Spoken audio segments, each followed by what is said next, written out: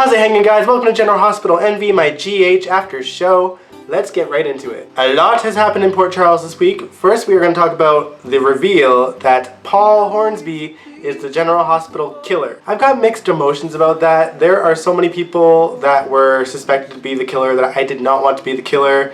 Everyone was suspected. Monica, Amy, Andre, Griffin, Finn. The only person I would have been okay with being the killer out of the hospital bunch was Dr. Obrecht, and even then I would have felt kind of annoyed because it would be very obvious and lackluster. But Paul, it's so left field and I don't get it, and I want to know his motives so that I can understand the story. I'm really just hoping the writers didn't just eeny, meeny, miny, moe it. But if I were to guess the reasoning for having Paul be the killer, it would be to give Julian Jerome a get out of jail free card. As soon as he was revealed to be the killer, I was like, there we go. Ava's gonna find out, and that's gonna be her blackmail card to get him out of prison. Sure enough, guess who found out? Ava. Either way, there was a good chance that Julian is gonna go free anyway, because it seems that Alexis is losing her mind a little bit. She's hallucinating, she's drinking a lot of alcohol. At this rate, it looks like she may end up being a non-credible witness. I don't think I want to see Alexis in an alcoholic story, although I know Nancy Lee Grahn would rock it. I just don't want to see Julian out of prison. This is nuts. Paul, though, I can't even think of a good reason he would do it. Moving on now, in an incredibly shocking reveal, Hayden and Elizabeth are sisters.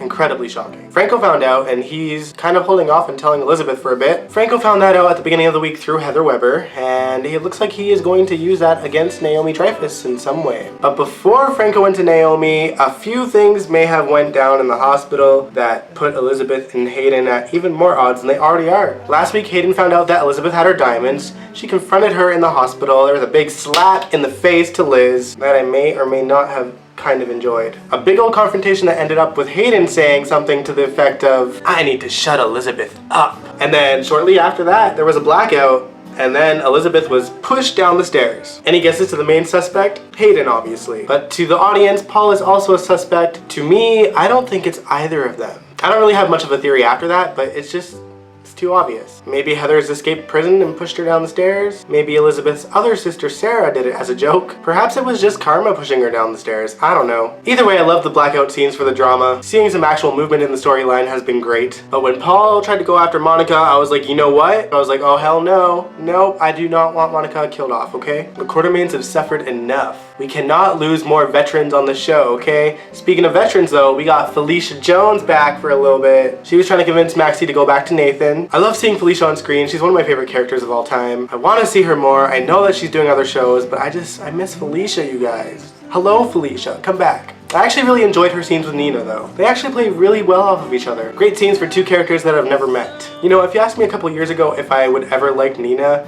I would laugh in your face, but I have to admit, I'm kind of being won over by the character. Once she was freed of Franco, she kind of came into her own. I just find myself rooting for her, which really pissed me off when Ava ruined her chance of getting a baby with that young girl. Not that I blame Ava, it's just, you know, Nina's cleaned herself up. She was clearly in a mental breakdown. She got over it. She pulls at my heartstrings somehow. I love her.